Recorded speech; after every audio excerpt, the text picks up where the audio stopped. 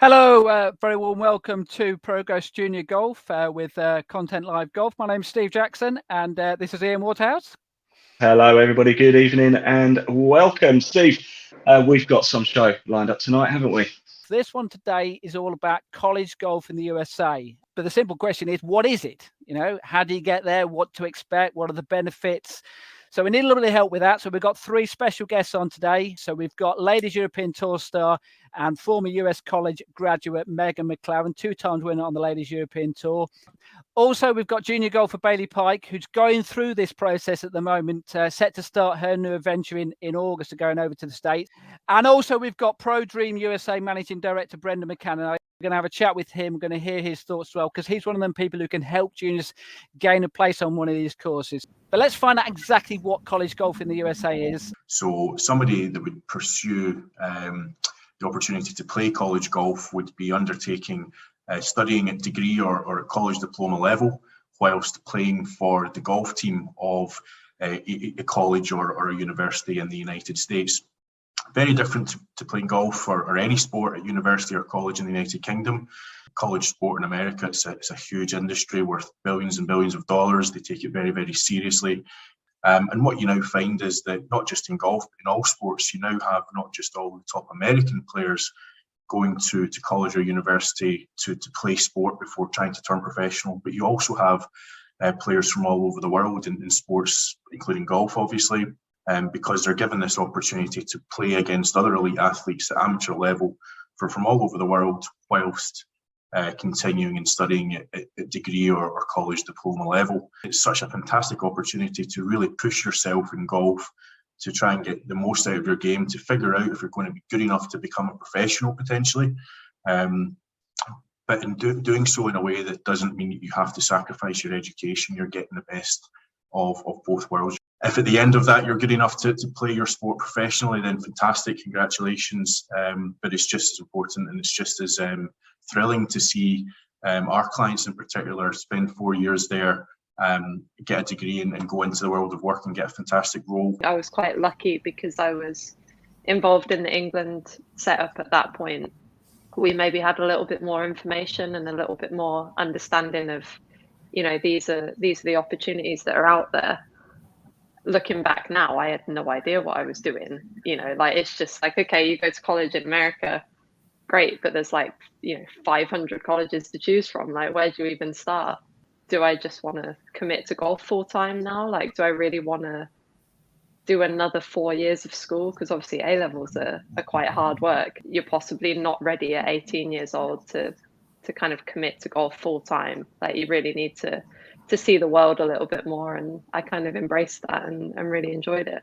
Schools are always looking, especially for last minute players. But a lot of the best schools in the US will be, they've got 13-year-olds lined up, which is quite scary. I was always, I think, a little bit of a late developer. So it really took me to about 16, 17 to, I think, get to the level where I felt like I was good enough to really look at playing for 4 more years out in college. We're here to work with golfers who require support and to help them to go through the recruitment process and to eventually find a place on a college or university golf team in America, where we also try and broker a scholarship to help them to cover as many of the costs as possible. Also, there's a cost involved to work with any agency that does this. But there's also a reason why we exist. It's not the easiest process in the world to navigate. We're very much trying to use our experience and our expertise to not just place our players at any old college or any old university. We try and get to know them. We try and find them the best possible fit. A golf team where the client, the boy or the girl, is going to be good enough to play for the team, is going to be challenged while they're there also. You also want to combine that with studying the course that you want to study at the type of university that your grades are going to be comparable for. There's no sense, again, in going to a university or a college which is either going to be too tough for you or is not going to challenge you enough. So it's about getting that balance. And then the third piece that ties it all together, every family that we work with have their own budgets. Education in America is private. It's not particularly cheap. So without a scholarship, it's it's obviously very, very expensive, and for a lot of families unaffordable. So therefore we need to work with the families to find out what their budgets are and react accordingly. I would urge anybody who's serious about this to get in touch, whether it's with ourselves or any of the other companies that do this. Ask questions, do your homework, do your research. We, as a company, will happily speak to anybody and answer any questions and help you as a family or help you as a golfer to decide whether it's right for you. It's very overwhelming, I think, in the beginning. You know, even if you know people that are out in America, like there's still so much choice that it's so different to anything we have in the UK that it's very hard to just know where to start. So it was really helpful for me in terms of that, and it really helped me, I think, narrow down what I was looking for. You know, like what were the things that I wanted to get out of my time in America, and they could kind of point you in the right direction then. And then obviously the second part of it is how to communicate with colleges. Like, you can't just fire off an email to somebody because there's so many rules in place. Not quite as straightforward as emailing every school that you like the look of and waiting to see who gets back to you. When I was playing in sort of the England Scottish events, I was talking to other kids at the time that had been out or were out. So I was able to kind of know what it was like for them. But also my agent was super, super cool. I could ask him any questions I had about it, and he'd just give me the answer. And then with the college that I'm going to, they did a tour of the place on Zoom. So I got to see what it all looked like and everything. You have maybe, I would say, 10 schools or so that are always consistently, you know, around that like 1 to 10 spot in the rankings, the national rankings. Your ranking can be affected quite dramatically depending on the tournaments you play. And that's something I don't think I was really aware of going in. 100 to 200 Division 1 schools. And I was sort of told a Division 1 school is good. Like, you know, if you go to one of those, then you're doing well kind of thing. But there's quite a big difference, I would say, between those like top 20, top 10 schools in terms of the tournaments that they play and the competition that you're against week in, week out. I only really spoke in person, I think, to one coach who like came over to watch me play in a tournament. And to be honest, that commitment that he made to coming over to watch me pretty much sold me on the spot. Because one of the things that I was kind of advised was make sure you have a good relationship with the coach, because otherwise you're probably not going to enjoy it that much. Yeah, so I spoke to about 4 colleges and like the coaches for the college, and the college that I chose, he was the one that really sold it for me over the rest of them, because the practice facilities at each of them was a big thing for me, but that they were about the same at most colleges that asked like to speak to me. But this coach had made the commitment to, he was organizing a bunch of like meetings to speak to me over Skype or Zoom, and he was constantly emailing. And I think he even said like a Merry Christmas email, which was really nice. But the commitment that he made in comparison to the commitment that the other coaches made, where it was just one Zoom call and then that was it. They only spoke to my agent. That was it. Kind of, there was a huge difference there for me. My coach was in America was good at letting me get on with things. Like, I think he kind of trusted me a lot of the time to know what I was doing, and I was like a good practicer. His actual big thing was equipment.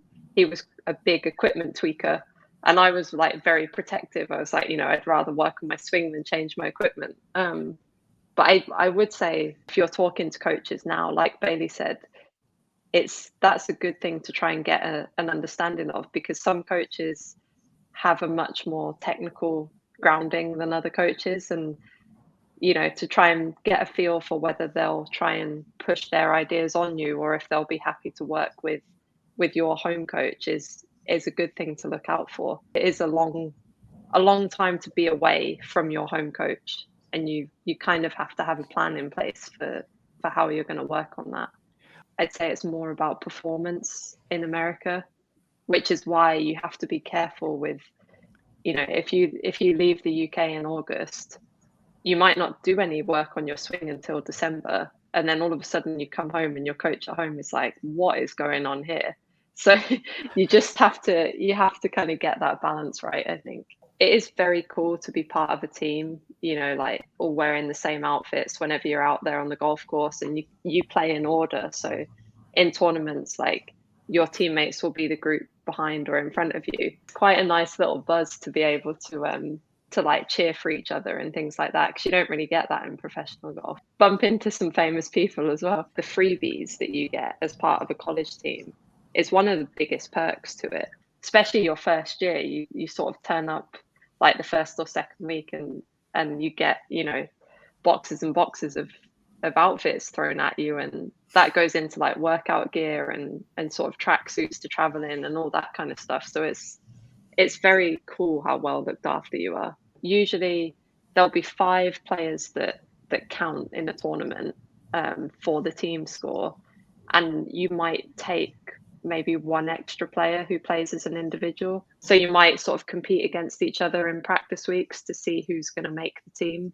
My coach made it he really made me understand that he takes 8 girls and that's it, so that we don't have to compete against each other, and we can play at every competition, because he thinks that the experience is the beneficial part. I think I adapted quite quickly, to be honest. Like I really enjoyed having those good conditions to practice in all the time. I think for me, one of the big benefits in terms of changing country was I'd like played in all the same tournaments in the UK, having my eyes open to this other world where all of a sudden there's loads of other players who are at a very high level as well. I think that was just really useful for me, both in terms of confidence to kind of change comfort zone, and also just to kind of motivate you, because you realize there's a lot more players than the ones that you just see at the England events kind of every summer. I'm so excited to go, and I'm really looking forward to the experience. But it's also like my family's here in Northamptonshire. Like it's the idea of being 12 plus hours away from like my family and my cat. I miss my cat. It's really cool like listening to you, Baylie, like, and how excited you are to go, because sometimes I wish I could go back and relive all of that, because it is, it's a bit of a cliche, but it is 4 of the best years of your life. Definitely like the first year and the first semester is the most exciting of all. Like you don't have time to be homesick, because you're just like thrown into this whole new world, and you're trying to find your way to different classes and go to practice, and then like get ready for tournaments as well. Just enjoy every opportunity and embrace it all, because it's you don't get your first year back.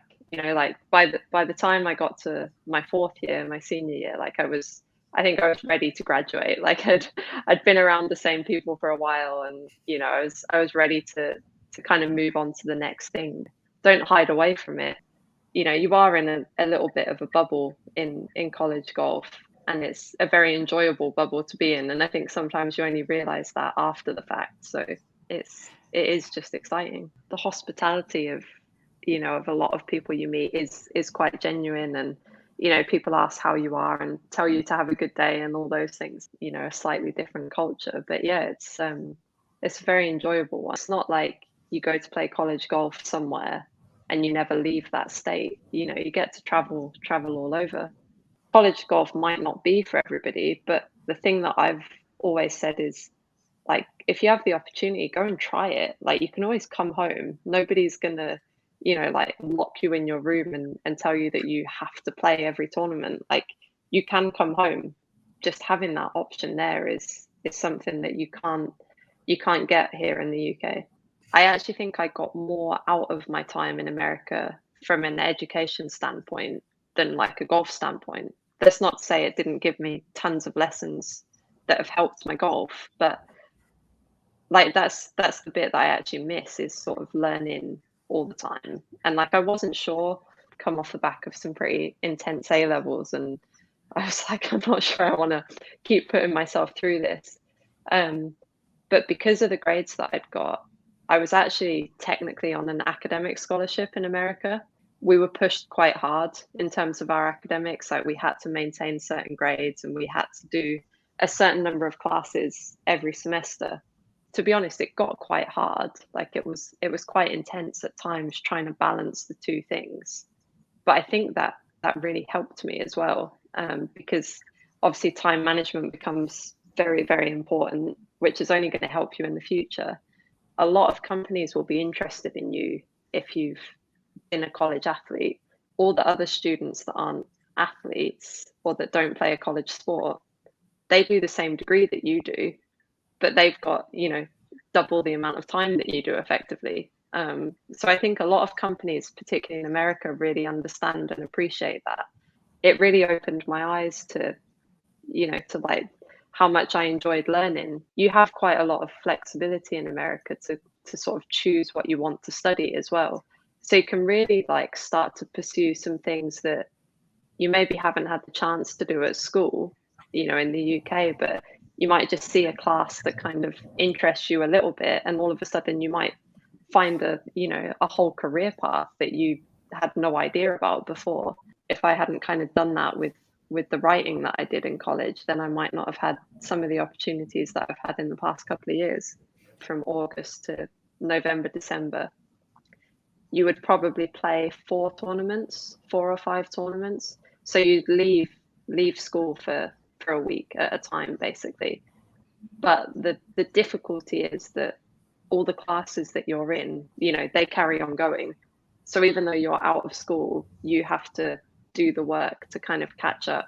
Our practices were scheduled in the afternoon, so we would have our classes in the morning, leave for practice in the afternoon, and then if you want to fit in things like workouts and having a social life, then you figure out how to do that. Before I went to America, I was in the England setup, and I felt like I was always a little bit behind the people that I was competing with, a little bit of doubt as to whether I was good enough for the top level. And I became the best player on our team quite quickly. And that really helped me thrive, because all of a sudden, I had a little bit of an ego boost and a little bit of, okay, like if I'm supposed to be the best player here, then I'd better prove that I'm the best player here. You might be around other players that want to turn professional. You might be around people who know that college golf is where golf's going to end for them. You need to be disciplined because other people maybe aren't going to push you. So I had to work hard, and I had to figure out, okay, if my teammates are going out on a Friday night before practice on a Saturday, is that really what I should be doing? And I think things like that you can take into when you turn professional, if you turn professional, because I think you realize just what to prioritize and what's important for you. At the place I'm going to, they've kind of set out the time for this is when you obviously like they'll give you your class time schedule and everything, but they say this is when practice is going to be. We have 3 hours a week that is as a team in the gym, so I don't have to worry about trying to fit that in. But I think for me it'd be more time management of the education side. The one thing I wasn't very good at was like meeting deadlines whenever it came to my schoolwork. But that also, I think, makes you realize, okay, if this is my window of time to do something in, then I have no choice but to do it. If I ever got in trouble, like for little silly things, my coach wouldn't let me go to practice because he knew that was the thing that I desperately wanted to do above all else. You really learn quickly that you can't afford to mess around with things like deadlines or missing a test because you're at a tournament, and I don't want to make it sound like it's all hard work, because it's not all hard work. Like there's a lot of things to enjoy. The thing about being in college is you always have something else to like take your mind off golf, which like for me is a good thing, because like I'm very analytical, like reflective, and think about golf a lot. Like I love it so much that I'm like always either watching it or playing it or whatever. And in college, like you have to switch into school mode, or there's more social opportunities than probably you get as a professional golfer. So you're not like 24/7 golf. So it's like it's a huge thing to learn, is to give yourself like rest and recovery time. Work hard, in everything you do, whether it's your schoolwork or your golf, but also to just embrace things. Like college golf gives you the chance to go and see the world in a way that a lot of your friends at school, like, they won't get that opportunity. You know, once you get out of college into the real world, it's a bit of a wake-up call. So it's just 4 years that you want to enjoy if you get the chance to. Thanks very much, Megan. Thanks very much, Baylie. And thanks very much as well to Brendan earlier as well. And have a good evening.